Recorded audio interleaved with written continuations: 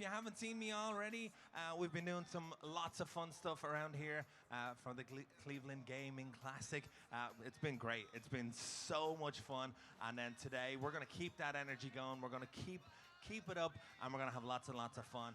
But without further ado, who's ready to get started with our main event? Yes, all right. Well, we're so lucky. We are so lucky to have this gentleman. He's a video game artist. Any fans of Diddy Kong Racing out there? Yeah, yeah. Well, this gentleman, yes, he created characters and voices for that. We also have Killer Instinct, also Ukulele. Yeah, oh, okay, yeah, okay. Donkey Kong, that's the big one. I was saving that for last. That was building up to that, Kevin, but it's okay. So yeah, Killer Instinct, so much. But Kevin has lots of information here for you as well, and he's going to go through. And you are just so lucky to be in the presence and be able to witness this. But without further ado, everybody, please welcome Mr. Kevin Bayliss. Good morning, everybody. Can you hear me nice, loud and clear, yeah? Good? Good. Thanks for joining me this morning. What I'm going to do is I'm going to take about an hour to talk about me.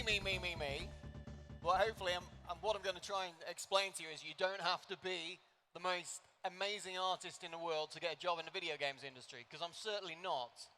And I've been in the industry since, well, 1987.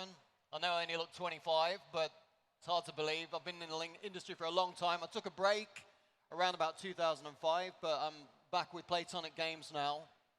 And so I'm going to tell you a little bit about my career, how I got into it, how I make things, what I do today, and then you're all going to learn how to draw a character. So you're all going to draw, by the end of this, you should all be able to draw Diddy Kong. Is that okay? That sound like something you want to do? Say yes, Kevin!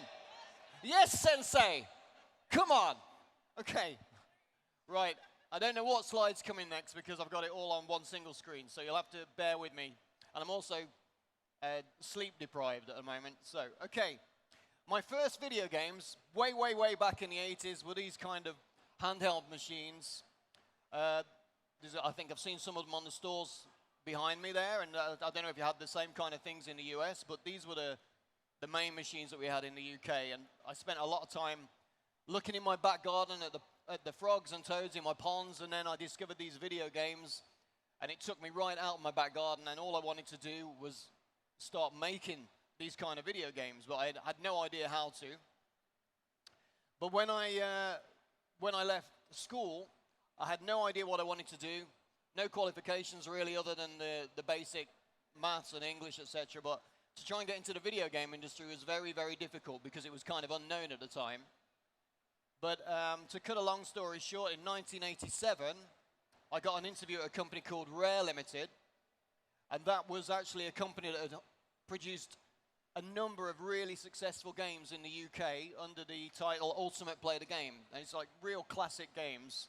And if you've ever bought the Microsoft Rare Replay, you'll see some of the games on that. And so those were the games that Rare were originally really famous for.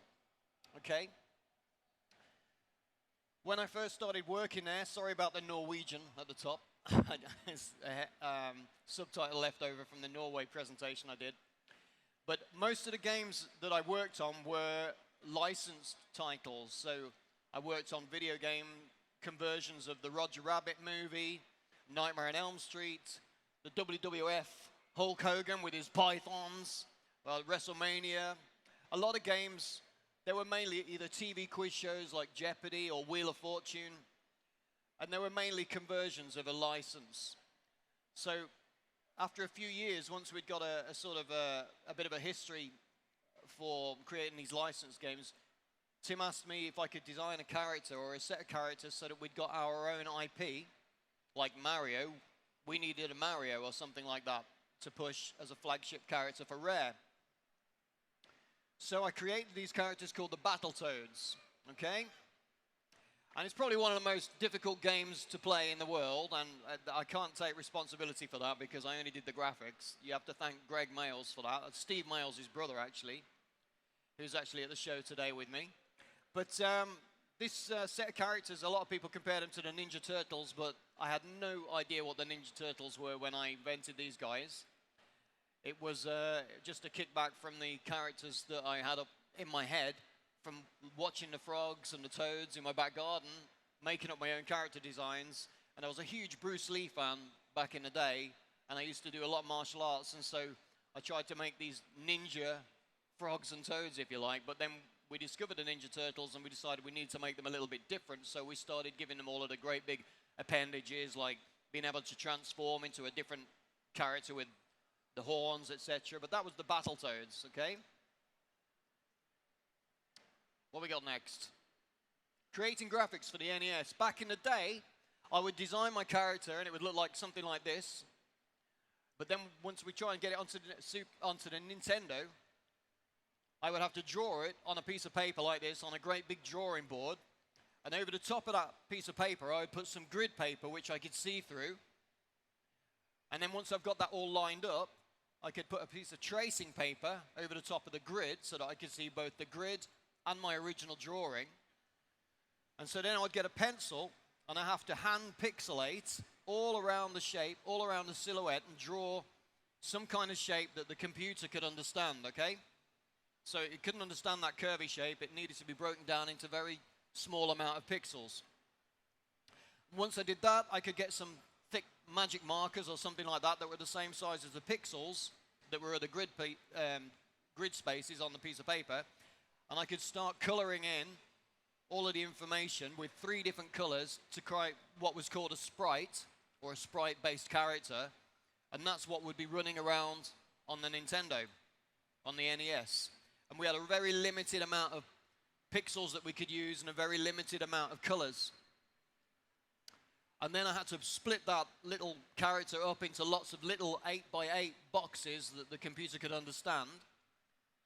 And if I wanted to add an extra color like the white of the eye, I had to overlay another set of colors over the top so that we could get the definition for things like that.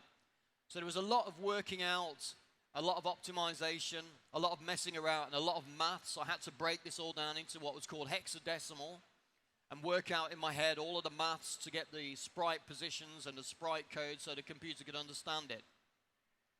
And hopefully, when it was finished, I'd end up with something like this. But quite often, I'd make a mistake and the tail would be in the wrong place, and so I'd have to run up and down 3 flights of stairs and rework all of the data out and give it back to the software engineer. Okay? But then fortunately, a few years later in the 90s, along came camcorders. You all remember those, and you've all got a camera on your mobile phone nowadays, but we tried to still utilize drawing things on paper because it was a nice organic way of creating graphics.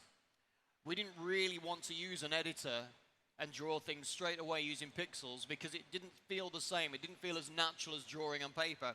So we would still draw our characters on the paper, and we would put a camcorder above that on a tripod, and we would link that to some software that our software guys would create. And we'd have a pixel editor, so we'd take a snapshot and digitize our sketch. And then over the top of that, rather than using a pencil and a paper and a scalpel blade to rub out all of my mistakes, we could now draw those pixels directly onto the screen, okay? And so what you saw was what you got. You didn't make any mistakes. You didn't have to do any maths. And the beauty of it is we could store sort of 8 of these different pictures, and we could cycle through those and create an animation. And so that's how we started creating the graphics for the Super Nintendo to begin with. We couldn't possibly have done that on paper because there was way too many colors, because you could have 16 colors on the Super Nintendo, and it was a lot more data, and there was no way you could work out all that hexadecimal and break it up into little sprites. So this was the only way forwards. But then Tim had the ingenious idea of investing in these amazing silicon graphics machines. And you've all seen the movie Jurassic Park, I'm sure, and Terminator 2. And this was really new, groundbreaking technology at the time. And so I was lucky enough to have one of these really expensive machines. I think they cost 30 or 40,000 pounds back in the early 90s. and the software that actually ran it cost another 30 or 40,000 pounds. So it was really expensive to actually start experimenting with. But I was really lucky because Tim wanted the better machine, and he went up into his office and got the newer, better machine, but I was left with his first original one and one seat of the software. And so I started messing around and experimenting with this 3D software and combining it with a pixel software that we'd written. And as you can see there in the Battletoads coin-op game, you've got a mixture of sprites, like the Battletoad character running along, which is drawn by hand. But those large balls and that spaceship there were actually models that are made in 3D in the Power Animator software. And we just blew those up on the screen. And once we got sort of several frames of animation, the whole thing looked really solid. So we started experimenting a little bit more. And I started building these characters because I really wanted to make a fighting game. And this is how Killer Instinct was born, really. I started building all these really primitive shapes, and you can see that one on the left there is actually Glacius. And he was made from very crude, sort of primitive spheres and blocks, and I would just stretch the shapes around and give it a chrome kind of color or texture, and it looked like a man made of ice. And so this opened up a lot of doors. We could make a man made of ice, a man made of fire. And then eventually I started building all of the characters which I loved watching when I was growing up. Like Spinal was just a complete take on the skeletons from Jason and the Argonauts, and Riptor, we'd just seen Jurassic Park, so I wanted a dinosaur in the game. And so we started getting more extravagant.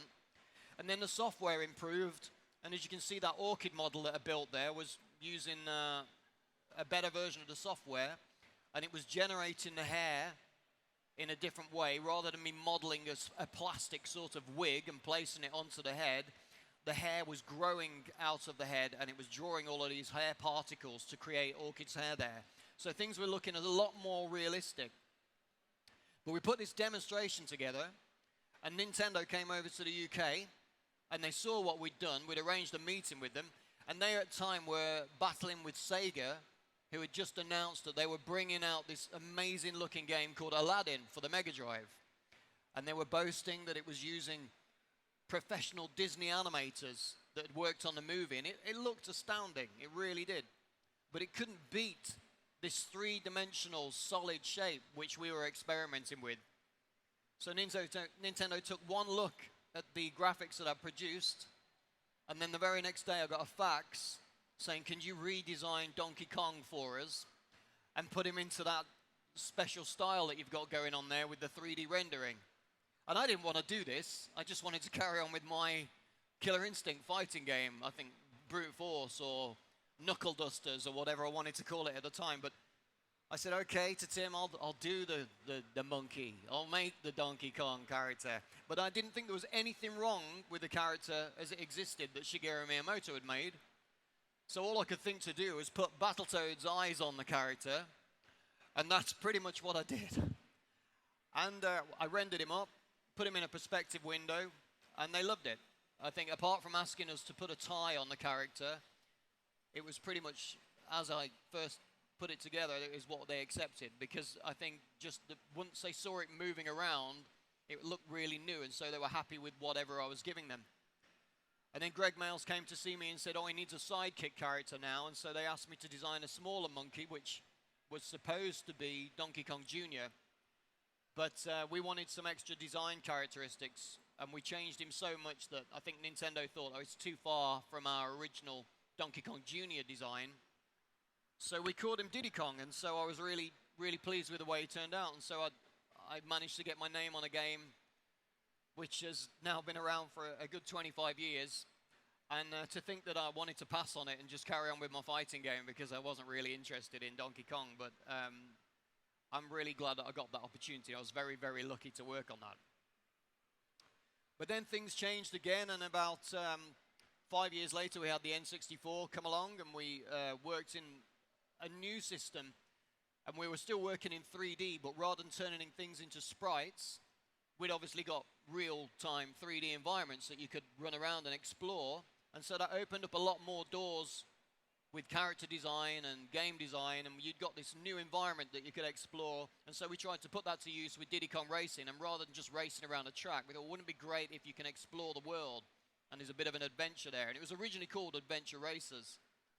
So I built the characters. Unfortunately for us, Banjo-Kazooie, which was scheduled to come out, was actually running a little bit late. But the characters for Banjo and also Conga were already designed. So I'd got most of the characters made, and Diddy Kong Racing, which at the time was called RC Pro-Am 64, Nintendo again came along and looked at that, and they said, we really like this, but nobody's going to know what RC Pro-Am 64 is. So could you change the main character to Diddy and put him on, we'll call it Diddy Kong Racing. And to make the numbers up, we'll just give cameo appearances to Banjo and to Conker. And so that's what we did. And it's probably the most fun I've ever had in my life making that game, because we all loved racing games, and it was a great, colourful game. And I also got to do the voice of Wizpig, so I mean, I do it, so I'm going to do it. So, you can't beat me! We had to do all of our own voices. Anyone that was stupid enough to get into the sound studio that we'd got, do a voice for a character. We had very limited amount of space that we could use. I did Wizpig's voice, and everybody at the company had a little go. I think Chris Sutherland did Diddy. I think Grant did, he may have done Crunch, I'm not quite sure, but we all had a go, and we all did a character each. But that was Diddy Kong Racing. And then we moved on again. Characters got better looking, sounds got better, and we moved on to games like Star Fox Adventures and Perfect Dark Zero. I'm hungry, Fox! You know, it's the tricky voice there. It's my ridiculous voice again. I apologize for that, but things got a lot more cinematic.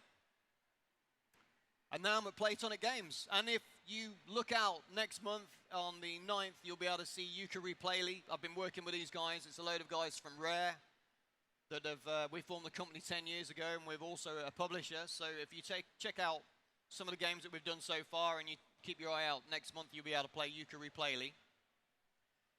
And this is what making video game characters is like today. I mean, I build these characters. I don't know how to play this. I don't know if it's going to play it or not. I'll leave that. These are some of the characters that I designed with Playtonic Games over the last 10 years. But it all starts with a sketch. So you've got to be able to draw, but you don't have to draw very well. All you need to do is get your idea across. That's what I'm trying to put across to you today. As long as you've got an idea, don't keep it in your head, put it down on a piece of paper. You'll get better at drawing, and somebody else will take care of the art when it comes to a company. If you can't draw well, as long as you can get that idea across and send it to the right people, that's all that really matters. So there's Planets and there's Inept from the most recent games that we'd done at Playtonic. This was from the ukulele game. Okay? And so I'll draw my characters from the front and the sides, and then I'll polish them up a little bit more. And eventually I'll produce a piece of concept art like this to say this is how I want it to look when it's finally in the video game. And so now I can go ahead and start building a model. So I'll draw the character from the front and the side, and then I'll start building this guy. I don't think the video is going to work there. He should be spinning around, but he's not going to be spinning around. He's just going to be standing still. Okay. So this is one of the characters from a project I'm working on with David Wise, who did the music for Donkey Kong. It was Salamandos.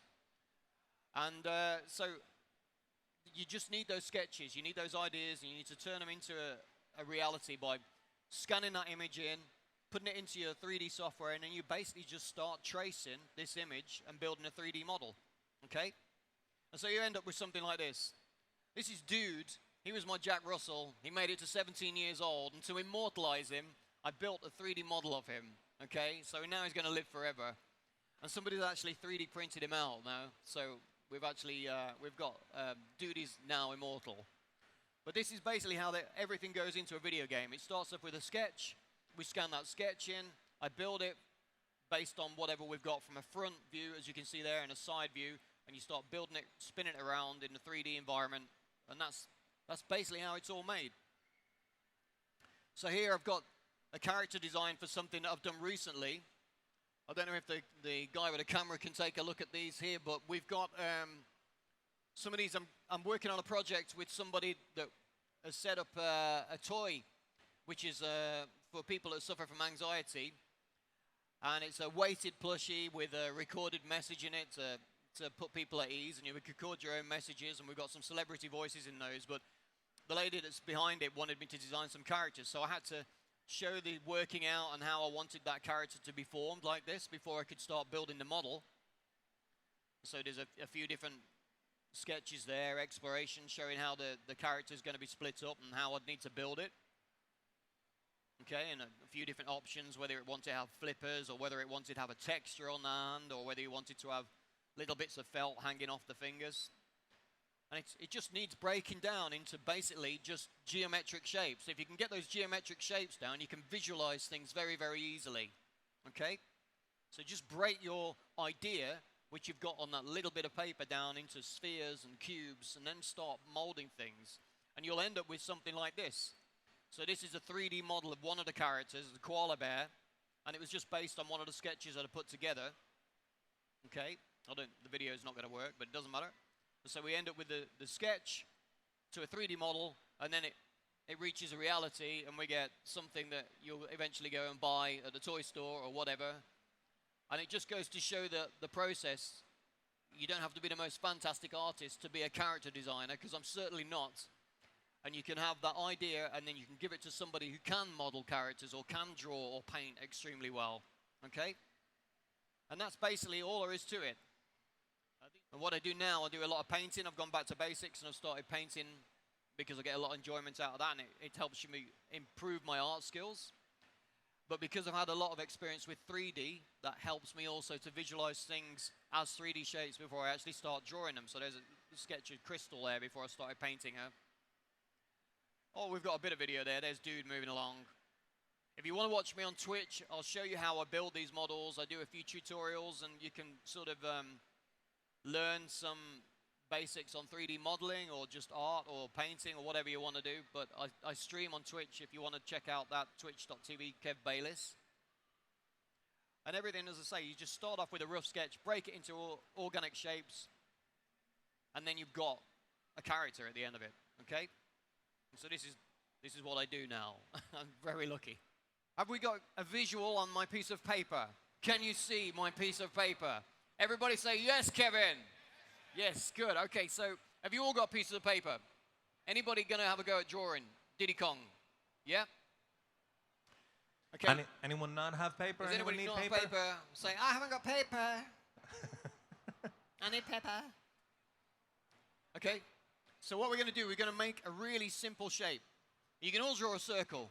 Yeah? Oh, sorry. It's okay. There we go. Now, in the center of your piece of paper, if you don't draw a circle like this,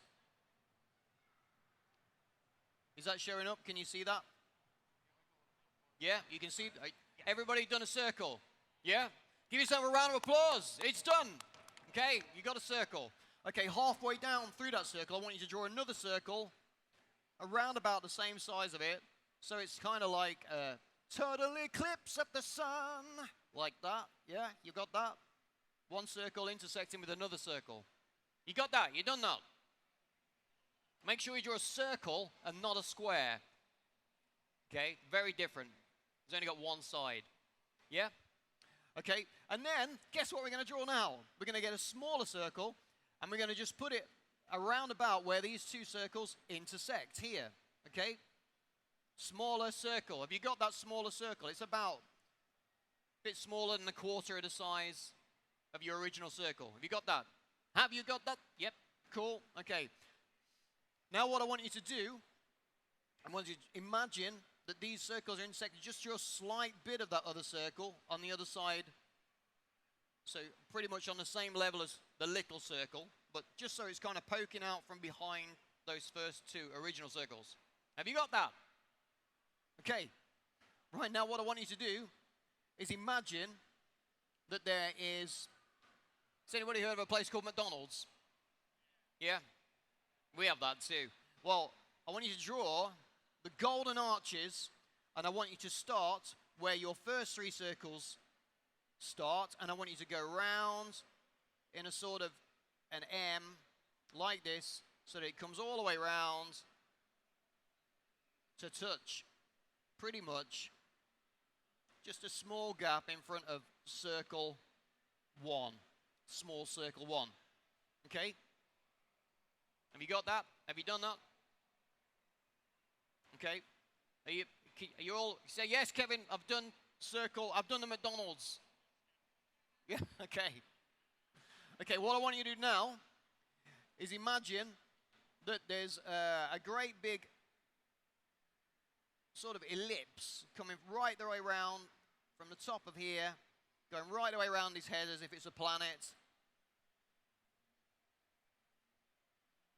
Like that.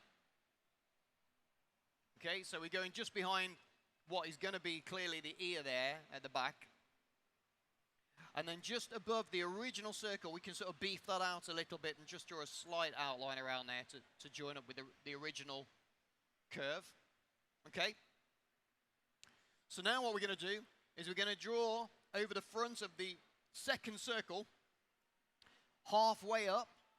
You can see the level where both of those circles meet. I'm going to draw a sort of a curve like this, which meets with the intersection line, okay? So now you should have a good base for Diddy Kong, and you can see where everything's going to go. I'm going to put the eyes in here now. You see that? And I'm going to start adding a little bit more detail to this ear. I'm going to go round that. And if you want a trick to draw an ear, just draw a 5. Just draw a 5 or an S in the ear. That sort of represents the earlobe or whatever. It looks a bit too much like a 5 at the moment, maybe. But my secret, just try with a kind of making a 5 shape there. And then we're going to draw underneath that first circle. We're going to turn it into an open sort of like banana shape. Like that. And now I can use my first circle that I drew as a guide and go around that and beef it out again. Like this. Okay. Let's make this clearly going to be his mouth. And then we're going to suggest a bit of a tongue in here, like that. And now I'm going to just start adding a little bit more shape to these eyes, like this. And I'm going to draw this other ear here. Okay. Start adding a bit more definition to this, what's clearly going to be the peak of his cap. The top of his cap. I'll give him some eyebrows. I don't even know if I give Diddy any eyebrows or not. Doesn't matter. If you know who he's meant to be, it's close enough. Doesn't have to represent him perfectly, okay? And then we're going to give him a nostril here, like this. Little bump for the nose. You basically got a Diddy Kong there. So we can rub out all of this muck. Okay? But to start making it look sort of solid, we've got to imagine the sun's up here and we've got a light source. So we've got to imagine that the sun is shining down from the top left. And so I'm going to draw a curve here, here, and around here. And all of this area here, I'm going to start shading so it looks a little bit darker.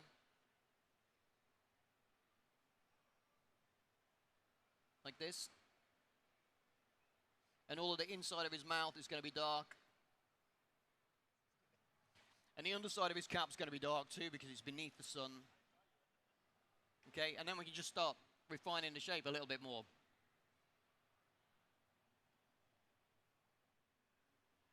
And that's all it is.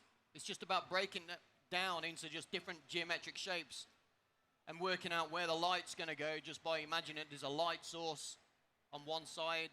So it's light on the left-hand side and you've got sort of contours of a shape.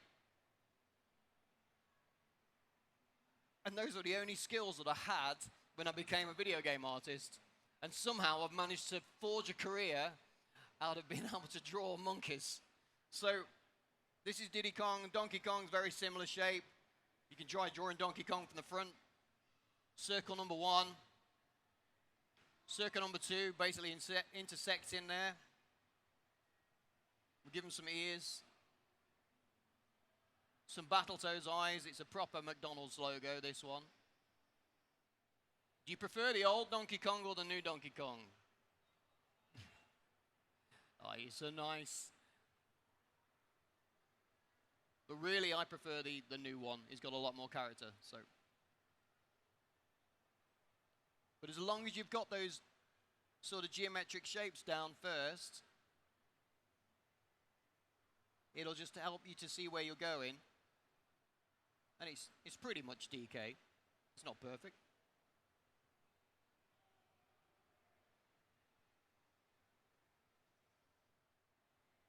Again, so very, very simple shapes. And then just start refining it a little bit more.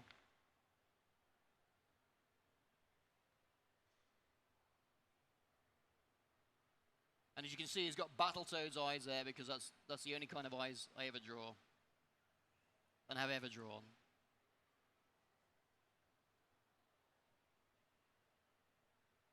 And how are we doing for time? Yeah, you're good. We yeah. good? How long have we got? You got a good. Well, we got to do the raffle, but I mean. Does anybody have any questions about video game art or any of the games that I've worked on? Oh yeah, we got a question. Let's try and go with WizPick. We got a question. Hey Kevin, you being pretty much the main designer of the characters of the Battletoads, in your perspective, why do you think it took so long for a new Battletoads game to get made?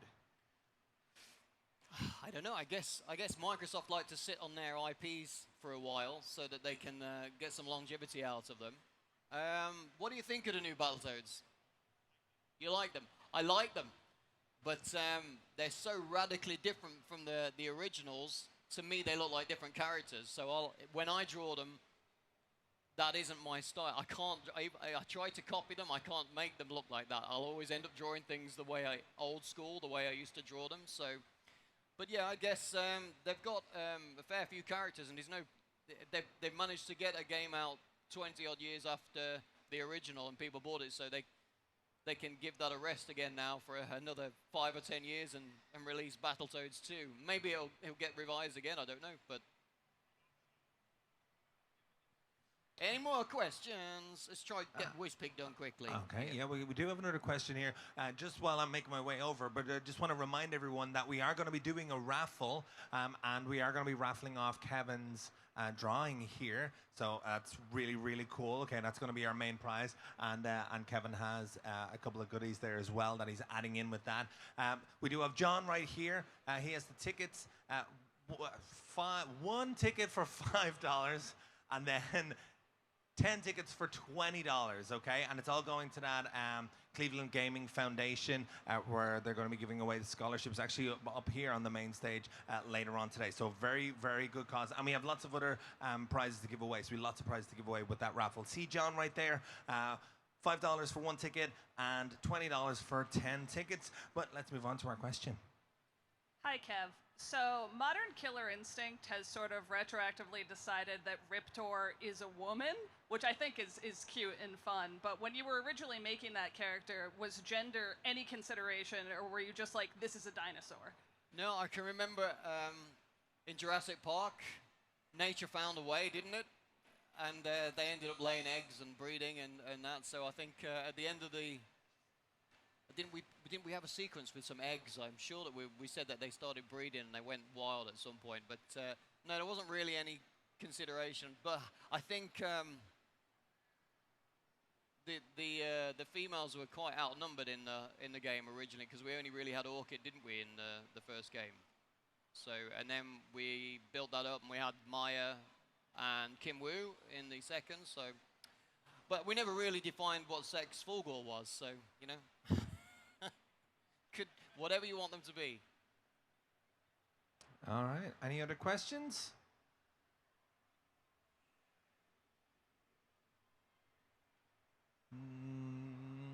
No more questions?